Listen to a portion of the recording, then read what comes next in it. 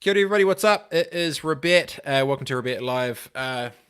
Today, we've just had weapon, another weapon.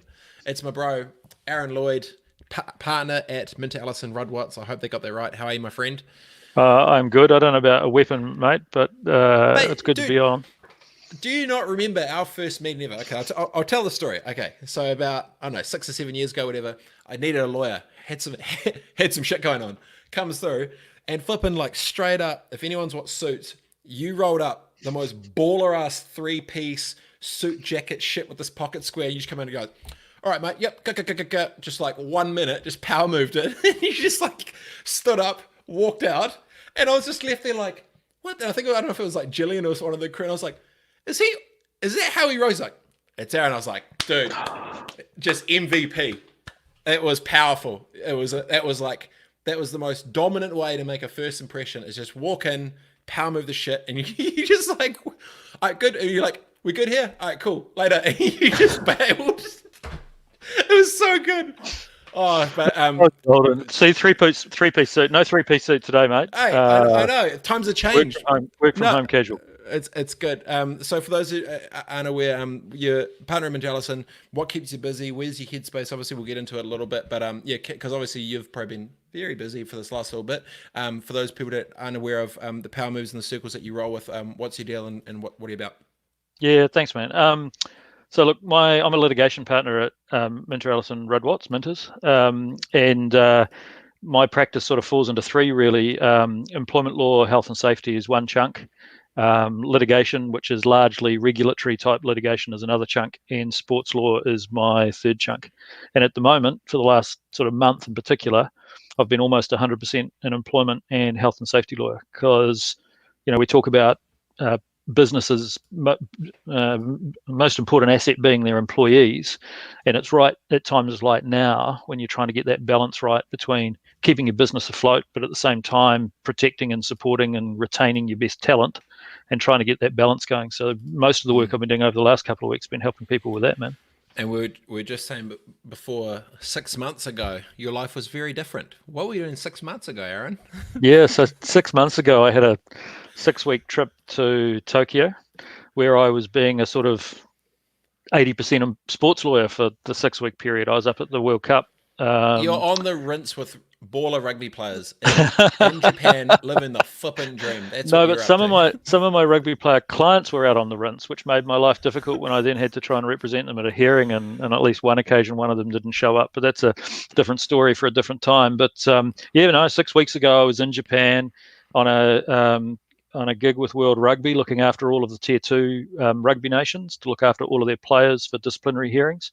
And in addition to that, also managing my practice back here in New Zealand. But yeah, 6 months ago, the world was a very different place. Things like a sports tournament was really significant and really important, and not just for the athletes that were involved, but also the thousands of people that were working at it, the thousands of volunteers, the millions and millions of people who were watching it.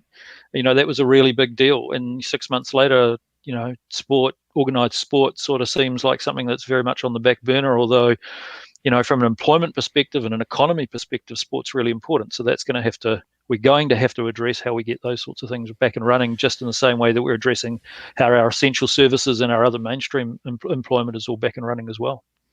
Yeah, maybe let's start with the employment first, and then I'm keen to get back into the sport because obviously you dabble a lot in that space and you've got some pretty good insights to the world of especially the commercialization, how these things actually roll out.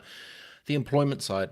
So you're saying basically this last month, how have you felt the reaction from, I guess, government and employers has actually been dancing this tango of all this money that essentially stops circulating overnight? How do you think that we've done as a nation addressing this? Have we done good to start with from an employer side? What's your headspace and what have you kind of thought of how it's rolled out? I guess from a legal standpoint with government from employees and employers' perspective in the last month. Yeah, look, I think we have done it pretty well. I mean, and it is a multi-party engagement, right? You've got the government trying to work out what they're going to do in terms of providing stimulus into the economy and support to employers and support to employees. You've got employers trying to walk this balance between keeping their business alive when they've had, for a lot of them, they've just had their revenue completely yanked. And more than that, a real uncertainty as to what that revenue stream is going to look like moving forward. You've got employees who are all concerned about their jobs and their livelihoods and their family and supporting themselves. And then you've also got unions that are coming in and supporting the employees and their engagement with the employers. And so those are the people in the equation, if you like. And the government, in some respects has had to sort of make this up as it goes along, right? And we've seen that in the employment space. They've done a pretty bloody good show of it, to be honest. When you think that, even only 6 or 8 weeks ago, the thought of a country being in lockdown and whole pockets of the economy completely shut down, that has a catastrophic effect on an economy. And to think how you're going to manage that and how you're going to do that. And, our government's taken the approach of putting in place, subsidies, doing them through employers, so that if you want the wage subsidy flowing down into your employment workforce, the New Zealand government's decided to do it through the employers. That's creating some tension because some employers are not wanting to apply for the subsidy because they're concerned about some of the exposure that it may present them to later on, in terms of if they don't meet all the criteria, or they say they do and then they don't quite, what will happen. Or public optics, because it's now been, because I know a few people have taken steps back after they've been made public that they actually been getting cash and stuff, like that type of dynamic as well. Yeah, and look, and I think more along the lines of everyone's had to get into this debate and discussion together about moving forward. And I think the examples that I've seen where it's really been working is where employer and employee group, either unionized or otherwise, have been able to get together and say, right, here are the concerns we've got. We've had our revenue yanked. We can't afford to continue to fund the business as a business owner and a business operator at the same level as what we have been operating it at. We need to make some changes. We'd like to do that in conjunction with you. If we reach those agreements with you, that's great. And that might be things like reducing hours, using annual leave entitlements, those sorts of things. A few of the big guys have been doing this week. Exactly right. And if you can reach agreement with your workforce around what the measures are that you can take to streamline the cost base in your business, to be able to continue to operate so that when we do come out of this, you're coming out of this in a way that then all your people can be with you and engage in that, then from a business owner's perspective, that's what you're trying to achieve. But of course, from an employee's perspective, like all of us, everyone needs to still continue to have money coming in so that you can pay your mortgage and you can pay your power bill and you can get food on the table and you can do all those sorts of things that you need to do. So where I'm seeing it work best is when the employees and the employers are able to have a genuine, open discussion around what's needed to balance those two things. And where I'm seeing it not go so well is when people are taking sort of quite rigid positions, and that can be both an employer taking a rigid position of like, well, we're just going to cut paying you, or we're going to just make a whole lot of redundancies without consulting with you. That's not going well. And on the other side, when you're getting, particularly I think staunch, and sometimes driven by the unions, I think some very staunch positions of, well, it doesn't matter that you haven't got any revenue coming in, you still got to pay your employees in full. Yeah. Or you can't direct me to use annual leave because at the moment I can't enjoy rest and recreation because we're in a lockdown, so therefore you can't require me to use annual leave because effectively that wouldn't be fair or appropriate. And when you're taking those quite regimented positions one way or the other, either the employer or at the employee end, then I think that's where things aren't going as well as they could. Yeah. And so what does it look like when this plays out? Those that have played nice will get a good equilibrium back and work through it together. Those that haven't, I'm imagining there's going to be a ridiculously massive backlog of legal activity going either which way. Like obviously I've been hearing stories about kind of sketchy employers doing up these fake government things for the employees and getting the numbers a bit off and making them redundant, taking cash. There's like all these there's a couple of little sketchy little things that are sort of bubbling away. What do you think the aftermath legally potentially looks like? Do you think our systems will get bottlenecked up and stuff to try and clear it through? Like, where do you think the handbrakes or the issues will be for New Zealand's legal system at the end of this? Because surely someone's about to get busy, right? Yeah, and look, I think where it's going to get busy. So let's talk about the government subsidy scheme, right? Yep. So the government subsidy scheme comes with an audit obligation later on. So if you've applied for a subsidy for your employees, you are going to get audited later on as to whether or not the money that you applied for was the right money, because things like if you're lying about the number of employees you've got, and then you're getting a subsidy for them, surely that's going to come out in the audits later on. If you're not passing that money on to your employees, so if you're in a situation where you've applied for the subsidy but then you're not passing that money on to your employees, then that's going to get discovered later on. The government's already talked about how that would be fraud. So you might be looking at some prosecutions in a fraud type prosecution type regime that the government might put in place.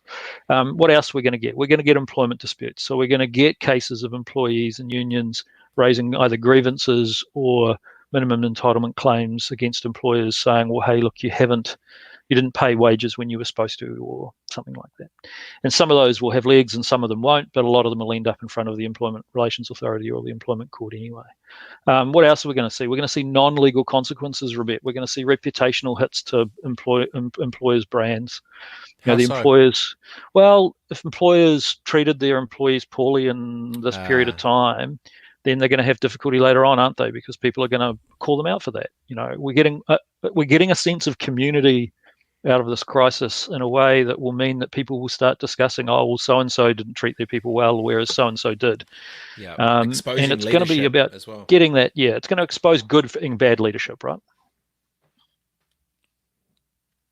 But any other bottlenecks?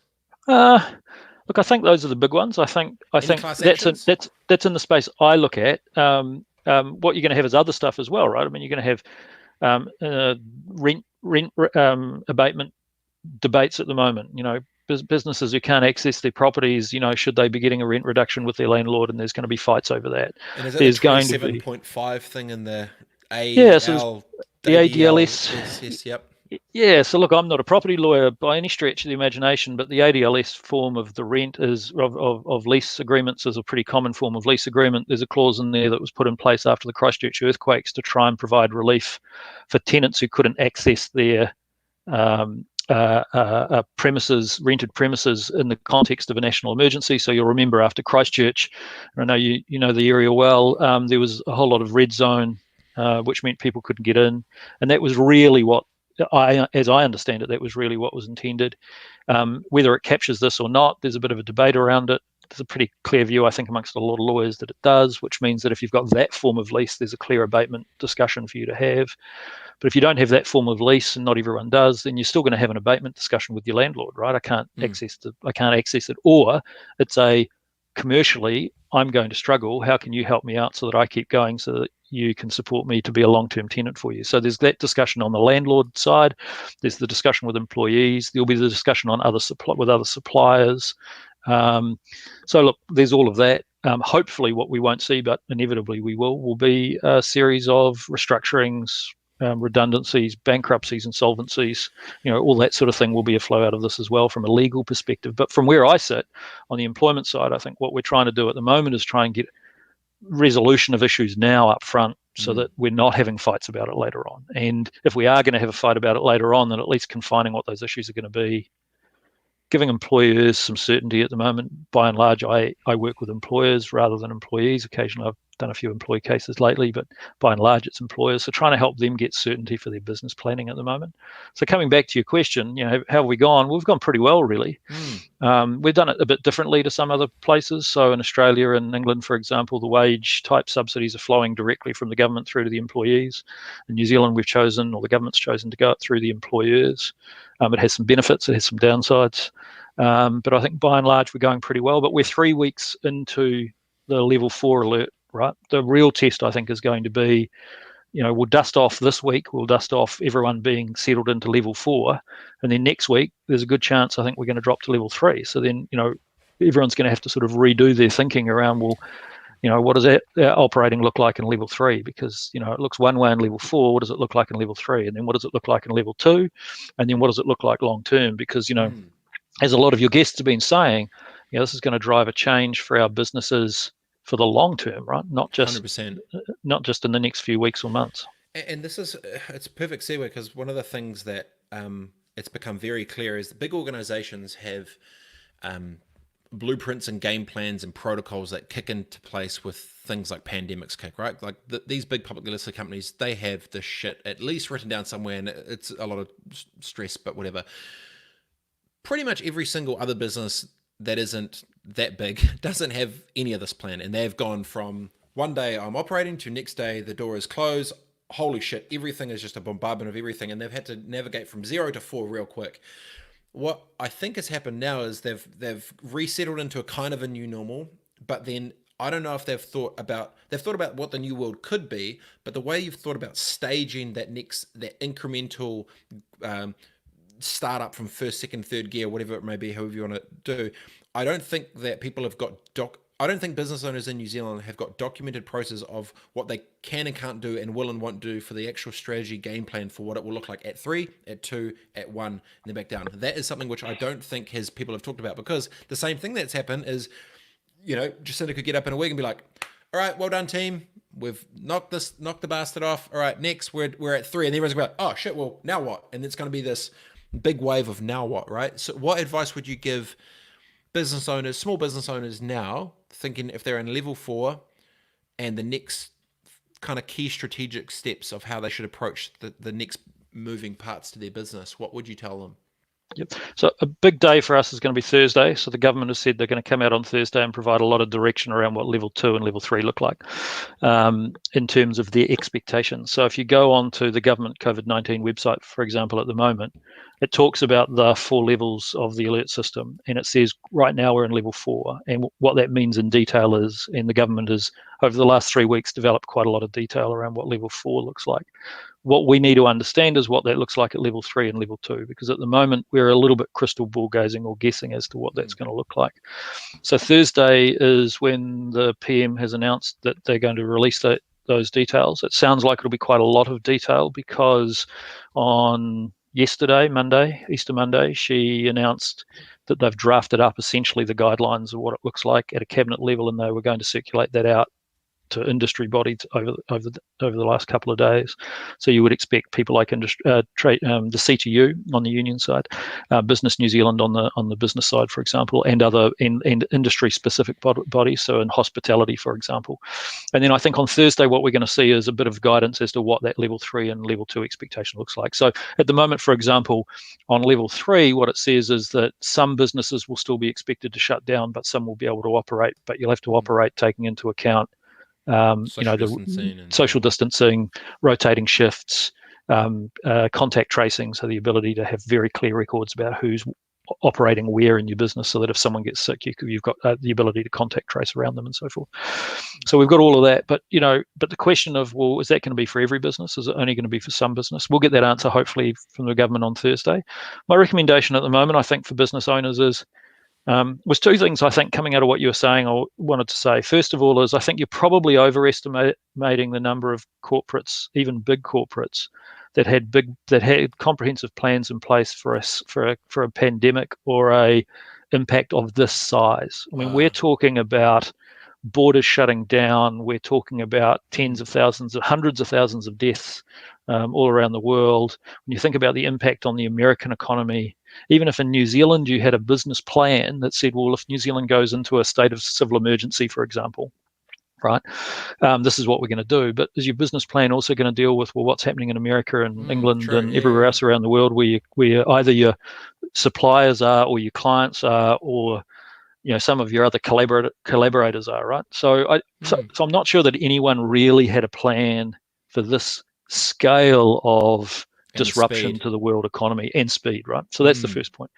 And then the second point, I think, is this: what should you be doing? Well, you just got to be now constantly replanning your business plan, right? So if you thought you had a business plan that set you out for the next 3 years or the next 5 years, all of a sudden you've got to bring that back to be, well, what's the next 3 weeks or 5 weeks look like, right? And I need to be agile enough to change that. So, today, Tuesday, 14 April, I think you start thinking about, well, if the government moves to level 3 next week, what does that mean for me? Well, what do I know at the moment? Well, I don't know a lot at the moment, but based on what I know at the moment about what that will look like, what am I going to start thinking about today, Tuesday the 14th of April. And then when the government comes out on Thursday the 16th of April and provides some more detail around it, then I revise my planning, right? And then on Monday, the 20th of April, the government's going to announce whether we're moving out of level 4 on Wednesday the 22nd. So again, on Monday, when the government makes that announcement, you've got to revise your planning again. So I think now's the time where you've got to have short-term planning that is really agile and you can respond really quickly to and amend. Because if you can do that as a immediate business planning sort of strategy, I think that's the right way to go. And then what you also want to be thinking about is, well, what are my broader long-term strategies? I mean, you had the CEO of Les Mills International on the other day, and Clive, and Clive was talking about how, in addition to, I mean, his business is primarily the international stuff, right? So all the gyms and product and stuff overseas.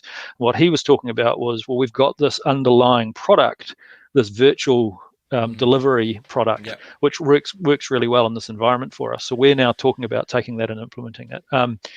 My good friends Cecilia and James Robinson, who you will know, have been working for the last 2 years on Tend, which is their new business idea. For those of you who don't know them, they're the founders of, amongst other things, my Food Bag, and also they did Au Pair Link, which was one of the first really professional au pair businesses in the country. And they've now looked at virtual medical consults, and all of a sudden that's become really significant, right? I mean, they saw this a couple of years ago, and they've been working on it for the last couple of years and doing all the hard work and stuff. And all of a sudden, this creates this environment now where Tend is going to be a really big deal, and it's going to be a really big deal quickly. So their planning, which presumably was going to be out for another months and months and months, has all of a sudden had to come back to be, right, well, how can we now plan this over the next few weeks, and what are we going to do, and how are we going to roll out our product now to help people in a way that we don't want to wait another 6 or 12 months for. So there's a good example of people who are having to take some planning they already had in place and to make it agile and small and move it, right? I mean, that'll be an amazing thing. And when they're amazing people, and when they get that up and running fully, which they've announced and it's going now, it'll be really cool. But so if you're a business owner at the moment, I think all of a sudden you've got to get your short-term planning really focused. And then you've also got to think, and what's my long-term strategy here? What's the thing that I can do with my business now that's going to make it viable in the long term? And if you can run those two things along together, man, that's going to be the magic combination.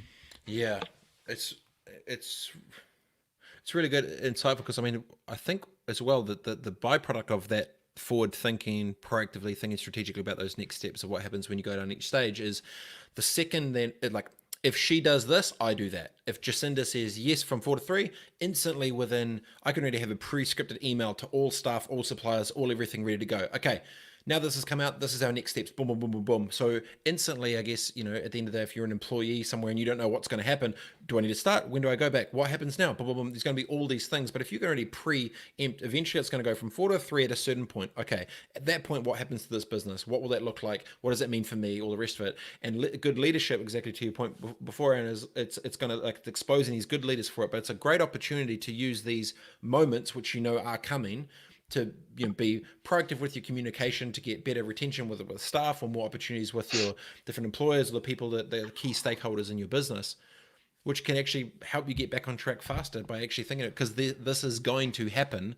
is what you're going to do next, instead of, I can imagine a lot of people might just sit around and wait, okay, now what? And then be like, oh shit, now what? And then maybe make not the strongest strategic moves out of rush and panic, maybe, So planning is key, right? I think right now what you want to be doing is in a constant plan and replan mode for your business, because that's and think about it both in the short term, and think about it in the broader, more strategic long term. But you just got to be prepared to plan and replan and replan. It'd be like doing a never-ending load of dishes, right? You're just going to feel like it's just coming and coming and coming. Doesn't matter how much I do, there's more to come, right? I mean, we've all had those jobs. But it's going to be better for the business if you make those plays earlier. It just totally makes correct. Sense. And you've got to be willing to change your position on stuff, right? And be communicative with your people about it. Your people are critical in your business. If you can communicate with your business, with your people, and say to them, hey, here's where I'm at, here's what I'm thinking, here's what we're going to do. And a lot of people we've been working with over the last 2 or 3 weeks, what they've been doing is trying to give their employees certainty at least up to the 22nd of April, right, which is the end of the initial 4-week period. Jason Wright's giving you props, super informative intel. Props. And Guy Thorpe says scenario planning based on alert levels. Yep, good. More importantly, actually, I haven't asked you, what whiskey are you drinking, my friend?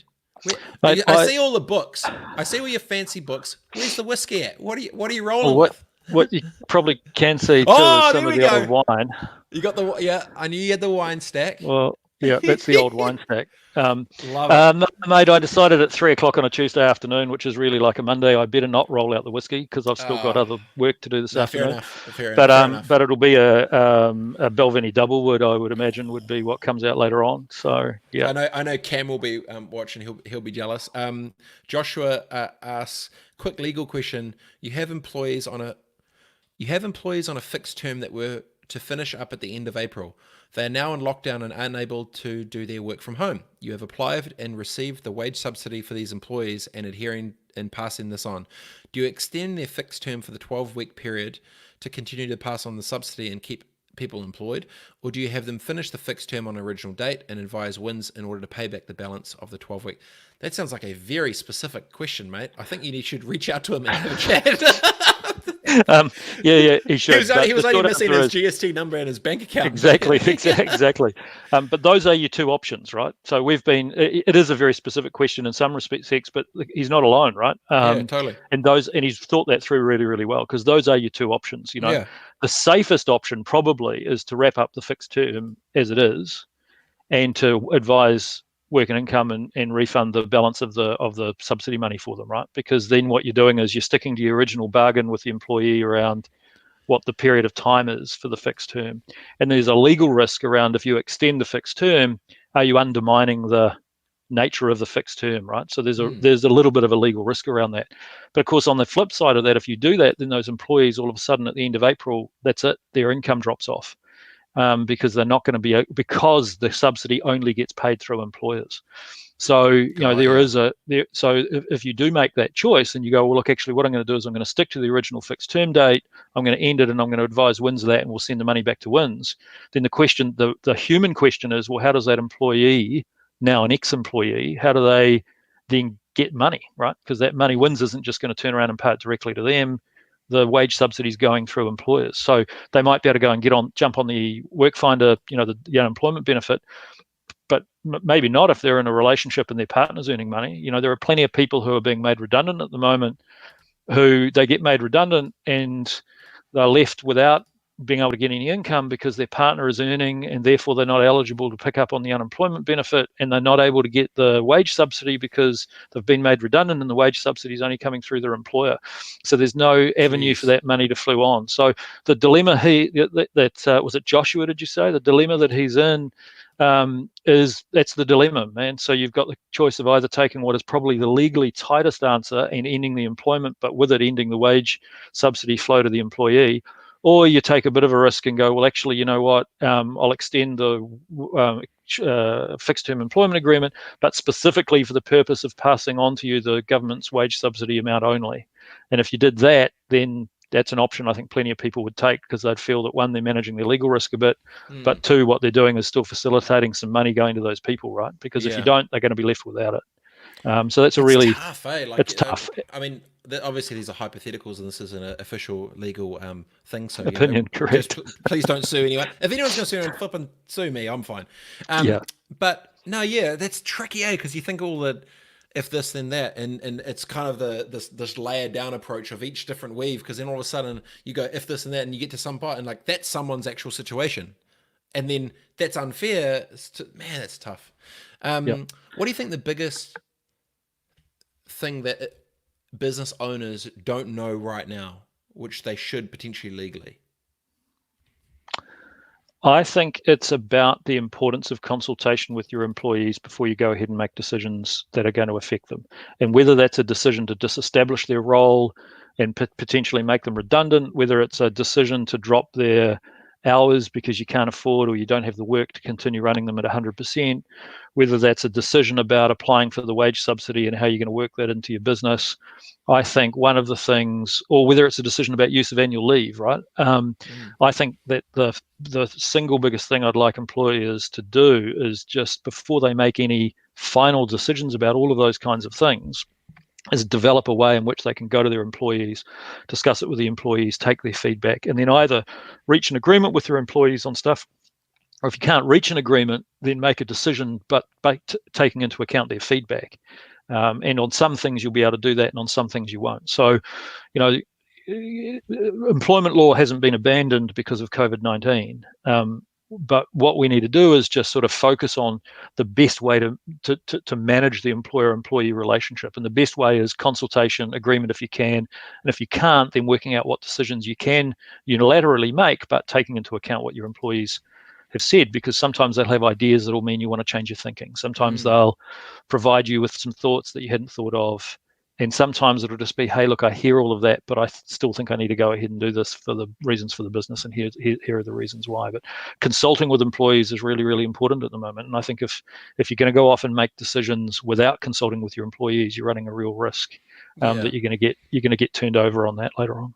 It's the overarching thing of just open comms up front for everything that's happening, because I'm pretty sure everyone has got pretty good understanding of the vehicle of what this thing is doing to the entire global financial system, that there's more enough. I think people realize your intent is right with that conversation. It's probably more respected, because if you maybe don't have it, you do something a bit funky, potentially we go from 4 to a 3, and all of a sudden you need to ring that employee back up and be like, oh, hey, about how I fired you. Yeah, sorry about that, G. Oh, can you start tomorrow? It almost kind of just whittle away these potential threads of loyalty or bonds to something if you're not communicating with it, which I'm imagining a lot of businesses it's probably going to happen to, because if you took a weaker approach, didn't communicate, turn the tap off, you're like, okay, sweet, I'm fine, and then it comes back on, you try to turn it back on, you might find that you might have a whole bunch of new employee onboarding to get through, because you lost a bunch of good employees because you're a dick. Yeah, and then you might find that no one wants to come and work for you because that's what they're hearing about you. Yeah. The flip side is true too, though, right? I mean, as much as I'm saying one of the things that's really important is making sure you're engaging with your employees and getting that level of consultation going. And two, also don't listen, if you're a business owner out there, don't listen to all of the absolute naysayers who are saying things to you like, oh, well, you can't reduce people's hours without their consent, or you can't make people redundant, or you can't ask people to go on annual leave at the moment, because that's not true either, right? There's some of those extreme positions that are being taken. Now, if you apply for the government subsidy, then there are certain things that you're promising not to do. So if you apply for the subsidy now, so after the 27th of March, you're saying that you won't make people redundant while you've got them on the subsidy. You're promising that you will use your best endeavours to pay them at least 80% of their income. You won't make any changes to their employment terms and conditions without their agreement. So if you apply for the subsidy, you've got a slightly different filter on what you can and can't do. If you haven't applied for the subsidy, or you're going to make some changes first and then apply for the subsidy later on, you've got a bit more flexibility. And some of the sort of dogma that's being said, so one of the things that we're hearing for a lot at the moment is, oh, you can't force people to take annual leave. Well, it's just not right. Yeah. So the Holidays Act has a provision in it that says that if you can't reach agreement with your employees on the use of their annual leave, then employers have the right to directly use of annual leave on 14 days notice. So there's no reason why that provision still doesn't apply. I've heard all sorts of arguments against it. One argument is, in lockdown at the moment, it's not possible to get recreation. So therefore, and in the Holidays Act, it says one of the purposes, or the purpose of annual leave, is to give you rest and recreation, right? Yeah. And the argument is, oh, well, at the moment, because the government's put you in lockdown, you can't recreate. Well, I mean, what nonsense? Of course you can. If you're on annual leave at the moment, you're not having to attend to any work duties. To the extent that you can jump on your bike and go for a ride around the block. You can go for a jog. You can go for a walk with your partner. Man. You can sit on the couch and watch Netflix. You can do whatever, right? So look, there's some sort of very extreme positions being put out there, but I think my message to people would be, try and get a sensible balance and try and get that by discussions with your employees around it. And if you find you're not getting a sensible discussion from your employees, or if they're unionized, the union, then think about making a reasonable decision, and make the decision that is a reasonable decision, taking into account everything. Take into account all your employee feedback, take into account your financial circumstances, take into account the fact that you might be dropping back onto level 3 in a week's time, or 8 days' time, or whatever that is. Take all of that into account, make a rational decision. As a very wise man once said, who I used to work with, a chap named Paul Davison, QC, who's now a High Court judge, Paul used to say, people do things for a reason. And if you can look at the reason behind why you're making a decision and why you're doing things, and you make a decision based on reason and not emotion, that's got to be the good way forward, right? Yeah. As a wise man once told me, more money, more problems. Well, this is the thing, right? Is people need enough to get by on at the moment. And look, and I think if you could go back in time and you could say to the government, I'd do something differently. The thing I'd do is, if I could go back 2 months ago or 3 months ago or whenever it was, and I could say to the government, look, this is coming, this is what we need in the employment space. One of the things I'd be thinking about would be setting up a subsidy regime that didn't necessarily go through employers. Because at the moment, the biggest issues I'm seeing are ones where employers either don't want to apply for the wage subsidy, and therefore they're feeling compelled to go ahead and make a whole bunch of redundancies. Or situations like came up in the discussion before, right? Where if you end a fixed term partway through the subsidy period and then you repay the money to the government, well, what about the employee? Where do they get the money from? So because that scheme is going through employers, that is creating some unintended consequences where employees might miss out on the subsidy that they might have otherwise got. So if I could jump in a time machine and go back 2 months, I'd say to the government, think about setting up a financial support for employees that doesn't rely on going through the employers. But in saying that, they might say, well, the reason we're putting it through the employers is we're trying to get the employers to share the cost with us. And some employers can and will do that, and some can't or won't. So that's where that's at. Joshua replied back, thanks for the piss take, boys. Was kind of asking for it, but I appreciate the advice. Super helpful. Thank you. Joshua, if you'd just like to DM me your PO box, I'll get Aaron. Robett will send you a bill. No, you can send the bill. I don't know, you got to flip and stack them. So what do you think so we come back out of this thing. How do you think the wheels start to turn back from zero? Because I don't think the world's seen a stop like this ever. How do you see the wheels potentially starting to roll back again in an ideal scenario? How do you think what pieces start moving first, and how that sort of trickles down from end to end? So the market guy in me says that what will happen is if we go from level 4 back to level 3 and we still have some restrictions, but businesses will be able to get things moving to a point that'll start answering that question, I think, at a market level, right? So businesses that there's still a need for their products are going to find a way to get back up and operating, and are going to find a way to do it whilst managing these risks we've still got around, containing the virus, making sure that we're putting people into healthy work environments and so forth and so on. And I think the real question will be, what in our human nature becomes our spending strategies moving forward, right? So, one of the things, you'll be the same, I'm the same, everyone will be the same. You think about what you've spent money on in the last 4 weeks is very different probably to the spending profile that we had in the 4 months prior to it, right? All of a sudden, there's a whole lot of things we're not spending money on because we can't. And the question will be, well, when we can, are we going to go back to spending that money? Or are we going to decide actually we can live without that? So there will be, I think, I agree entirely with the commentators that are saying that this isn't just going to flip the switch and go back to life as it was, right? Some of the things that I used to spend money on, I will want to spend money on as soon as I can.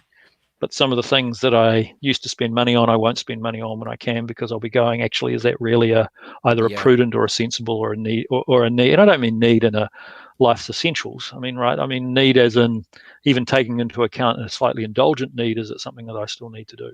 And that's where the economy, I think, is going to be. We're going to have to wait and see what happens. I think travel is going to be a really big deal. I think the sooner we can get back to an environment where we're able to travel, then you're going to see the injection into the economy that comes with that. There's talk. I saw the CEO of Auckland Airport yesterday come out and said we need to work as quickly as we can to get into an Australasian bubble so that we can lift travel restrictions to Australia. And of course, a lot of that will depend on, well, how quickly will the Australians get the virus under control compared to us, right? So travel will be a big deal. When we can start traveling again, we'll start spending money on travel and accommodation and taxis and food and all those sorts of things back into the economy, and that'll go. Look, I don't have a crystal ball, man, so I don't know the answer to how that's going to happen. I think it's going to happen slowly. I think it's going to happen in a targeted kind of way, and I think the government's going to have a big job to play in the next 18 months to 2-3 years to support us getting into supporting various bits of the economy again. I think some things are not going to come back, right? I mean, print media, man, are we going to see the same kind of print media that we saw a year ago in a year's time? The answer's got to be no to that, right? Surely. Shit, no.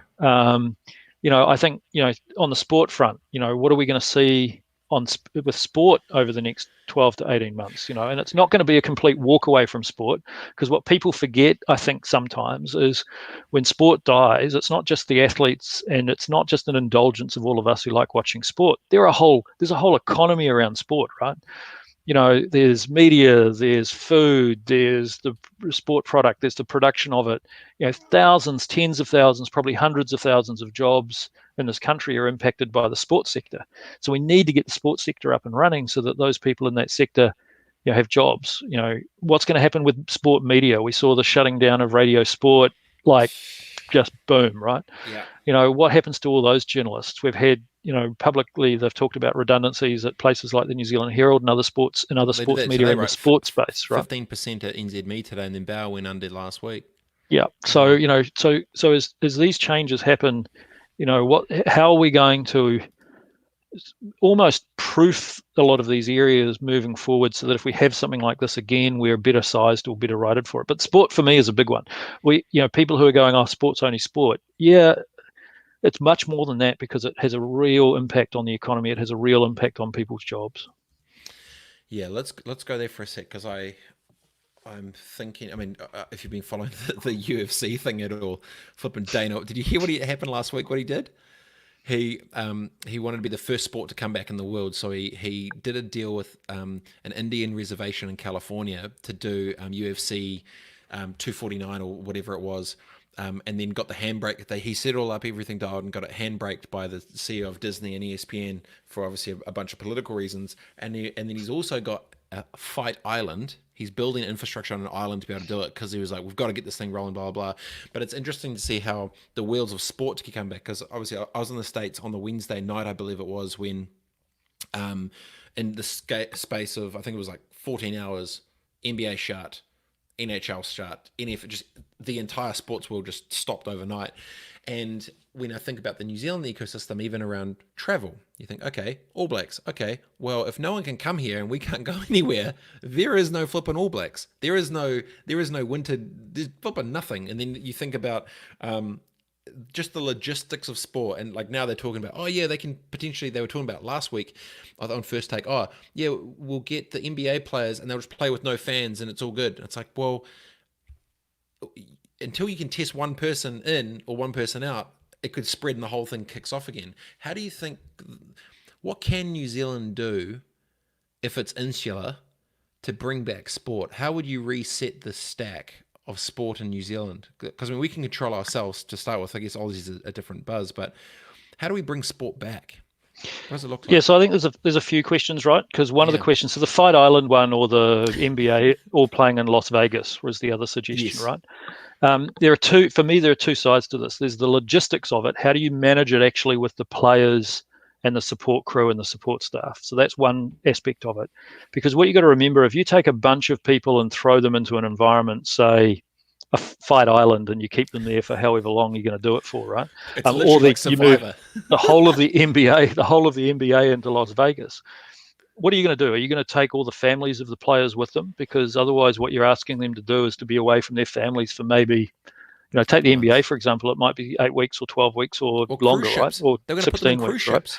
I mean, I think we've learned our lesson on cruise ships, right? So let's come back to that. But so what are you going to do from the production point of view? So that's one question. And I don't think we have an answer to that yet. The second question will be, even once we get sport back up and running, we're not going to have sport in front of a live audience for a while, I think. So what we need to do is, I think in the world of sport, we need to find a way of getting stuff up and running without the audience. And then we need to go, right, well, how logistically can we do that? And what are we going to do about the fact that there isn't an audience there? For my part, I think it's focusing on sports that are more amenable to that than others, right? And talk about one-off events, right? So one of the things I would be asking would you be able to get a situation where you might get a golf tournament up and running, for example, without a crowd?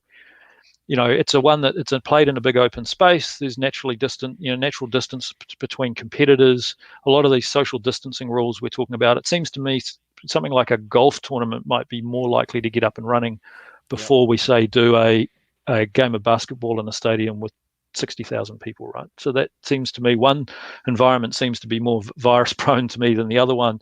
So I think we're going to pick and choose it on a piece by piece, and maybe that's what it is. Or take UFC or boxing, for example. Is there a way of setting up a particular fight night or fight event that means you can ask the athletes to give themselves put themselves into effective isolation and training and stuff for maybe a 2-week period going into the event, and then have the event, and then they come out of it again, right? So what you're talking therefore logistically is a realistic period of time where for 2 or 3 or maybe 4 weeks at the most, what you're doing is you're asking these athletes to remove themselves from a family environment, because I just don't think it's realistic to ask them to remove themselves from a family environment for any period of time longer than that. And for a lot of them, they'll go, no, I'm not even going to do it for that period of time. And we've got to respect that, right?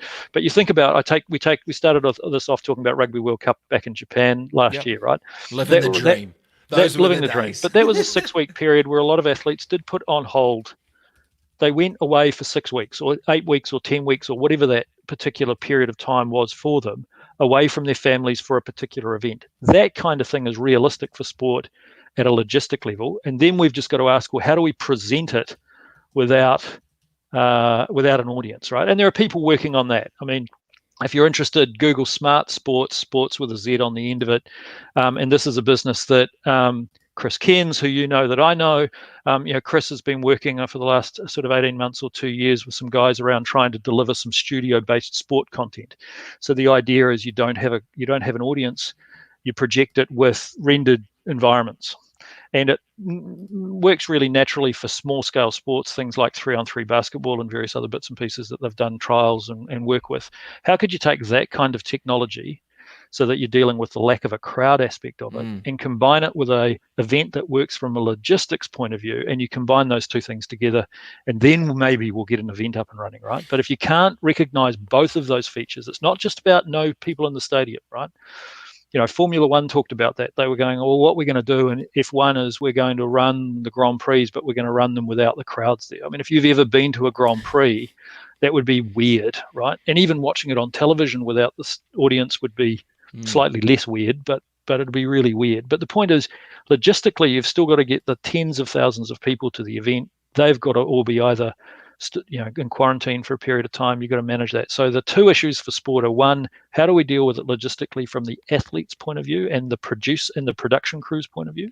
And then how do we render it in a way that we can watch it without a crowd on our tablets or on our televisions or however we want to do it, right? And when we can get the balance between those two things right, that's when you'll start seeing some live sport kick back up again. And the reality is, I think the key point there is it's got to start local. So we need to think more granular to control all of it ourselves, right? Well, that's the other option, of course, is we go, that's one way of packaging it. The other way to attack this is to go, well, imagine a situation where in 6 weeks' time we have squashed coronavirus in New Zealand. So we're down to, we believe we've eradicated it, and we've got protections in place at the border. So when people come in, we're either mandatorily quarantining them or whatever, right? But we're in an environment, we're genuinely in New Zealand, whether that's 6 weeks' time or 8 weeks' time or 6 months' time or whenever it is. But we're probably positioned pretty well in the world to do that before, if not any other country, most other countries, right? Now, once we do that, does that mean we're in a position then to pretty much take the brakes off our domestic economy? Can we all of a sudden then say, well, we can travel domestically, we can do whatever we want domestically because New Zealand is a coronavirus-free environment? If it is, then you kick off sport again in a way, right? Imagine the NPC, the rugby NPC, kicking off in 6 or 8 or 10 weeks' time in a coronavirus-free New Zealand, and all of the international level rugby players are playing the domestic competition because that's what's available. On ESPN. And then imagine that being sold offshore, right? So I'm sure that I'm sure that everyone down at New Zealand Rugby and all of the NPC franchises around the country, they'll be thinking about this, because if we could have the NPC as we normally have it, but all of a sudden with all of the international level players playing in it because the All Blacks aren't going on tour and no one's coming on tour to play them, that's going to be an amazing opportunity. Netball will be looking at doing the same when they can get the premiership back up and running. They've suspended the ANZ premiership at the moment, but when that can get back up and running, it'll be one of the world-class, high-quality sports to be able to be available for watching. And then with that, and it's not just, as I say, it's not just about the sport fan watching it. It's about the people then helping to produce it, or everyone whose livelihood is in that space, will all of a sudden have an opportunity to kick back off again. So for me, I think those for me are the two most exciting things. This idea of finding a sport that'll work on a controlled basis and being able to present it in a spectatorless environment. That'll be one option, and the other option is let's just decimate this bastard, right? So that we can get New Zealand's domestic economy back up and running. Because when we can do that, if we can eradicate coronavirus in New Zealand and stop it coming in again from the borders, that's the position we need to get to, so that we can re-kick our domestic economy again. And to the extent that we can then present that domestic product offshore, if it's entertainment, whatever it is, it doesn't have to be sport, right? What about TV shows and all those sorts of things, right? We're going to need new TV content being produced at some stage in the future. How about redoing all that down here? There's a real opportunity if we can get this thing eradicated. There's a real opportunity to kick off the economy again. I think you've hit on two kind of ideas where my head just went to. You were talking about, this thing is, I thought, okay, well, if universities in the States and whatever have all been shut down, but you think about it, they've got dorms, they've got facilities that you could bring potentially media into. I was thinking, well, you get the ball rolling for New Zealand. Okay, cool. There's arguably, say if you went to a 3, you could probably put talent of different sports staged out in different quarantine lockdowns in different universities that would have dorms, and then they could come out after the 2 weeks and they could have content and stream, and you could have that live. But I'm thinking globally, exactly to your point, why couldn't then you have New Zealand as a production facility for live sport content of global athletes coming? They get locked in, same lockdown facilities, and then within those 2 weeks period, they can then be competing. If you've got Sky or TVNZ, whoever wants to do the production, flip and giddy up and go. There's actually quite an interesting thing, because even if it's not New Zealand, there are going to be multiple other countries that have the same issue of trying to create sport and create activity. How could potentially New Zealand actually do that? Could get some, privately flights could come over, lockdown. I'm just thinking like locked off uni campuses that are controlled and navigated. 100% could be potentially do it, and you just stagger them out and 2 week cycles, blocks on and off with different little ones. That'd be super interesting. Yeah. 100%, and that's combining, there, right? That's so in sport, 100%. So in sport, that's combining the two concepts, right? It's combining the idea of a logistically contained sport that can be presented in a spectatorless environment, and then going, well, actually, there's an opportunity to do that in New Zealand, because in New Zealand, what we've done is we've eradicated COVID-19 and we're able to operate in a relatively safe environment. Back in business in New Zealand, fly them over, lock them down, quarantine. Because I think they were saying there's 19 different hotels and motels that the cops were guarding doors, and then the military was guarding the exits or something for this mandatory quarantine shit. But that's exactly what happens when you go to like spring training. That's exactly what happens. Players go, they're in lockdown for flipping 3 weeks, getting in the mix. I mean, surely they're thinking of that. I mean, they've got it. People aren't dumb. You'd hope so. There are people brighter than me and just as bright as you, my friend, that'll be out there thinking about this, hopefully. So, dude, this has been a mega chat. I know you've got lots of shit going. It's just flipping good talking to you. I miss the whiskey sesh. I mean, I know what's your favorite apart from the Doublewood? You've been hitting the reds. What have you been rolling into? What's on the stash? What's fresh on the stash? What are you into? Mate, in the wine, we've been drinking a fair bit of a Hawke's Bay outfit called East Hope Family Wines. Don't know if you know those guys, but we've been rocking their Gamay, which is a pretty unusual red for New Zealand, but it's stunning. It is very, very good. So East Hope Family Wine Growers, shout out to them. They've got a great Chardonnay, great Gamay, so we've been rocking a bit of that. What else, man? Sneaking the odd bottle of champagne when I can justify it. But just otherwise head down. Happy to have a whiskey with you later on. I just figured mid-afternoon, probably a little bit early. So. Okay, I'm going to do some more digging into this idea about this uni compound for global sport production. There's flipping legs to it, because if New Zealand can be beat it first, or one of the ones to beat it first, be back in business, open for business, we get some chartered flights coming back in and out, get New Zealand plugged in, we lock them down, we could stagger them at different universities, which are going to be closed or whatever. There is, mate. I think we've cracked something. I would watch Yugoslavian volleyball or ice hockey or some random shit just to watch something. Anything would win by default at this point. anything. Well, and I think that's the key, right? So this is where, for me, my worlds of being an employment lawyer and being a sports lawyer combine, right? Because your sports are nice to have in some respects, but in parts of the economy, sports really essential and really critical. If you're a sports, if your livelihood revolves around sport, sport is much more than a nice to have. Sport's actually an essential for your livelihood. And I think so for the sports side of my practice and interest, that is going to be in the next few weeks and months, kicking that back into gear around ideas like this, man. And in the meantime, the employment side of my practice is going to be around helping people deal with what they're dealing with at the moment, helping them protect their business moving forward, but at the same time looking after their employees and getting that balance right, And then the other thing that I do is litigation, and largely regulatory litigation and things like dealing with fraud and money laundering and all those sorts of things. And, look, and some of that will kick out of this because it inevitably does. But for me at the moment, my focus is around helping employers with their employees and their business. And what I'm looking forward to is helping my sports clients, as they kick everything back into gear with their sports stuff. So. Legend, my man. Tell Cambo and the crew I say what up virtually. High fives for the team. Thanks for keeping me out of mischief all these years, mate. Flipping Aaron Lloyd for the win. And I'll see you soon, brother. And tell us up to wifey, and congrats again, bro, for all the stuff. And appreciate your time, bro. My man. Yeah, look, anytime, my friend. Keep these up. These sessions are really good, man. I mean, the ones I've been able to pick up with people and just hearing the stories, and hearing Janine's story this morning about, we talk about all of this in a way, but you hear her story this morning, man, where she basically almost dies. And, so that's really grounding and really, significant. Hearing, the stories last week around how the businesses are handling it, Dion and the guys at Les Mills and all that sort of stuff, man. So keep up the good work, man. You're communicating it well. Mate, I'm drinking whiskey and talking to mates. This is pretty easy. It's easy. Love your work, brother. See you soon. All good, brother. Thanks, man. Later, bro. Peace. Aaron Lloyd, the bro. Such a flippin' G. One of the partners at MinterEllisonRuddWatts.